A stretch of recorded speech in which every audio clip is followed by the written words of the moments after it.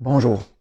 Aujourd'hui, on va regarder un texte, probablement un des textes les plus difficiles, où Jésus nous interpelle d'une manière qui est pas facile à être son disciple, à vivre comme un disciple. À quoi ça ressemble être un disciple? Et là, on est là aujourd'hui en 2020 à se questionner comment je peux vivre l'Évangile, comment je peux mettre ça en pratique. Et quand on arrive à ce texte-là, on a l'impression que Jésus en demande trop. On a presque le goût de passer par-dessus. Mais ça demeure un texte qui est central et qu'on a besoin de revenir continuellement dessus pour justement vivre cette vie de disciple que Jésus nous demande de vivre. On trouve ça dans l'Évangile de Luc, chapitre 9, verset 23, qui nous dit « Si quelqu'un veut être mon disciple », bonne question, est-ce qu'on veut être son disciple? Regardons la suite. Il dit qu'il renonce à lui-même, qu'il se charge chaque jour de sa croix et qu'il me suive. Trois conditions. Qu'il renonce à lui-même, qu'il se charge chaque jour de sa croix et qu'il suive Jésus.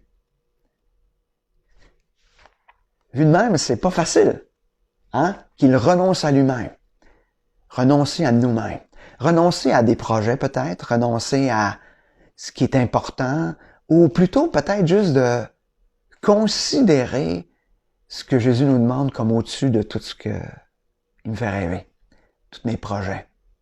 Qu'est-ce que j'ai de la misère à renoncer dans ma vie? Qu'est-ce qui m'empêche de le suivre? Et non seulement ça, il continue en disant qu'il se charge chaque jour de sa croix. La croix, hein, c'est la mort. Ou c'est le rappel du renoncement à soi. Le rappel de cette mort continuelle à nous-mêmes. Donc, ce qu'il est en train de dire, c'est être prêt à renoncer, mais aussi vivre continuellement dans ce renoncement-là à tout ce qui m'empêche de marcher pour Dieu ou à tout ce qui me garde loin de lui. Ça peut être un péché, ça peut être des fois des passions, ça peut être toutes sortes de choses, même des choses anodines ou des fois qui sont un peu plus importantes. Parce qu'un texte qui est parallèle à ça, qu'on retrouve un petit peu plus loin dans l'Évangile de Luc, on retrouve ça au chapitre 14, versets 26-27.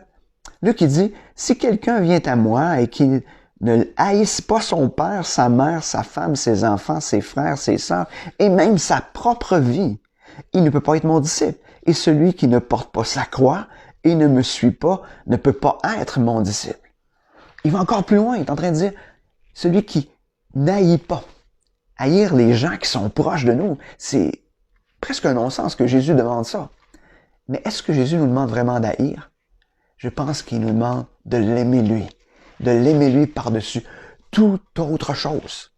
Au-delà des gens que j'aime, au-delà des choses que moi j'aime dans la vie, que Jésus soit toujours la priorité. Pas une des priorités, mais la priorité.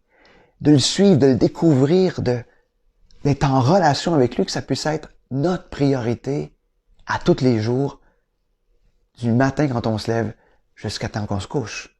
Et de se rappeler continuellement que cette mort à nous-mêmes, c'est-à-dire que je renonce quotidiennement, chaque jour,